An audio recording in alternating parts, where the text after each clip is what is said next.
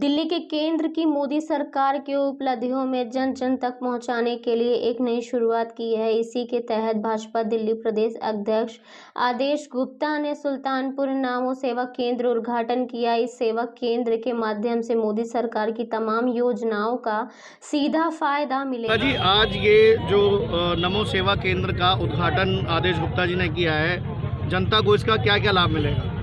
आपने देखा होगा अभी हमारे दिल्ली प्रदेश के यशस्वी अध्यक्ष श्रीमान आदेश गुप्ता जी जब से उन्होंने अध्यक्ष का दायित्व संभाला है तब से लगातार दिल्ली के सभी क्षेत्रों की चिंता कर रही हैं। उसी कड़ी में उन्होंने झुग्गी सम्मान यात्रा निकाली थी और आपने देखा है कि गली गली में किस तरीके से जहां दिल्ली सरकार ने अव्यवस्था कर रखी है, उनके विधायकों ने अव्यवस्था कर रखी है, गली गली में गए हैं, लोगों से मिले हैं और उनकी जो समस्याएँ हैं उनको उठाया है।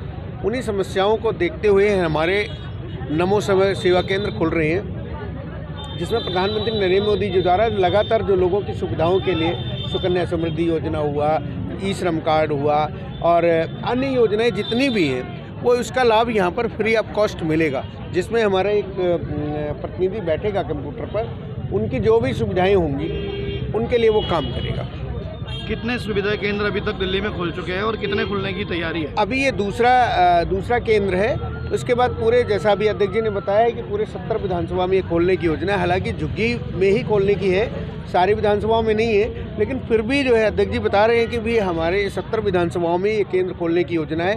और इस केंद्र से बहुत बड़ा लाभ जो हमारी देश के प्रधानमंत्री नरेंद्र मोदी जी की योजनाएँ हैं उनका लाभ मिलेगा, उनको फ्री ऑफ कॉस्ट मिलेगा। जो उनको जैसे बाज़ार में जाते हैं उनको 500-1000 रुपये देना पड़ता है, यहाँ पे मुफ्त में उनको ये सुविधाएं मिलेंगी। समय काफ़ी कम है, मतलब कि इलेक्शन भी है, तो ऐसे में इतने सारे सेवा केंद्र खोल पाएंगे कम समय में? करेंगे। अभी जैसे हम तैयारी कर रहे हैं पूरी और जल्दी ही ये सब चीज़ें हो जाएंगी। क्या लगता है इन सब उद्घाटनों से निगम में बीजेपी को कितना फ़ायदा मिलेगा? नहीं, निगम में बीजेपी के फायदे की बात मत करो, वो तो दिल्ली सरकार चिंता करे निगम की। हम चुनाव के लिए काम नहीं करते।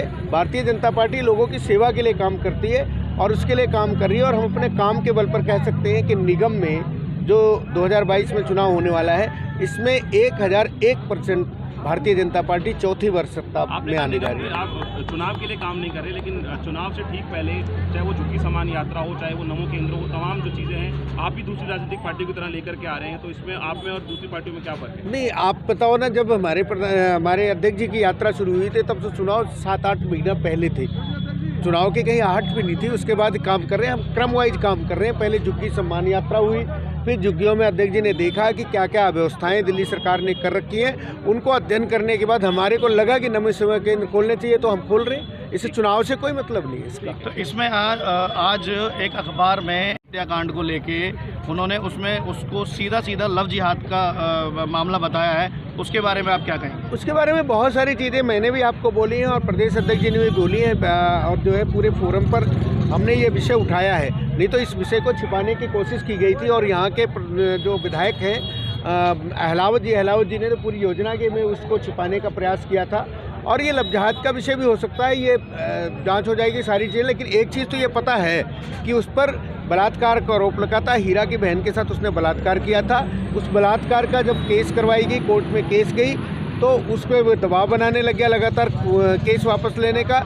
और वो जब वो पैरोल पर छूट कर आया, उसके बाद उसने तुरंत जो है हीरा की हत्या कर दी और साथ में एक निर्दोष नरसिंह था, उसको भी गोली मार कर घायल कर दिया, जो अभी एक तरीके से अर्धमृत अवस्था में ही है वो।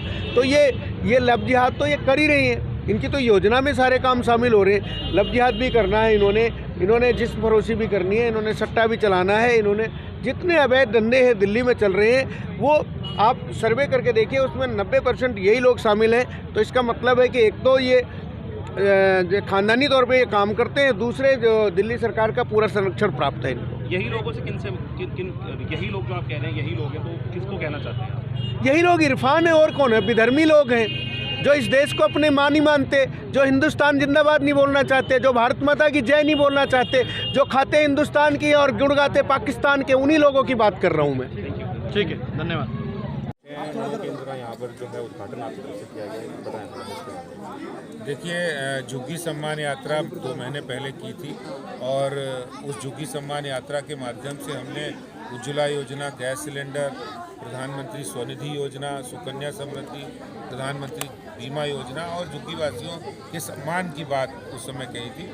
और उसी कड़ी में आज पूरी दिल्ली के अंदर हमने हर विधानसभा पे एक नमो सेवा केंद्र, जिसमें केंद्र सरकार की योजना है, मोदी सरकार की योजना है, जिसका लाभ यहाँ की जनता को मिले, इसके लिए इस केंद्र का उद्घाटन किया गया। ई श्रम कार्ड बने, राशन कार्ड बने, यहाँ पर आधार कार्ड बने और सुविधाएं यहाँ पर हों।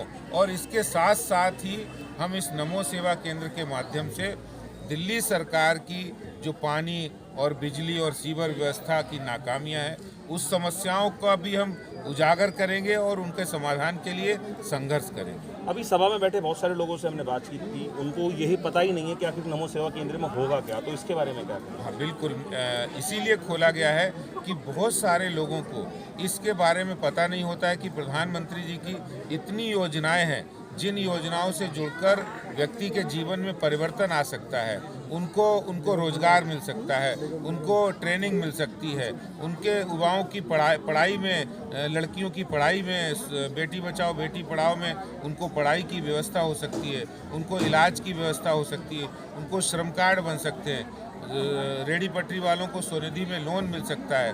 तो ये सारी योजनाएं इसी उद्देश्य से कि उनको पता लगे, उनका लाभ उन्हें मिले और भारतीय जनता पार्टी का एक एक कार्यकर्ता गरीबों की हो या फिर जो असहाय लोग हैं या फिर झुग्गी झोपड़ी में रहने वाले या कोई नागरिक हो, जो भी है उसकी हम मदद करने के लिए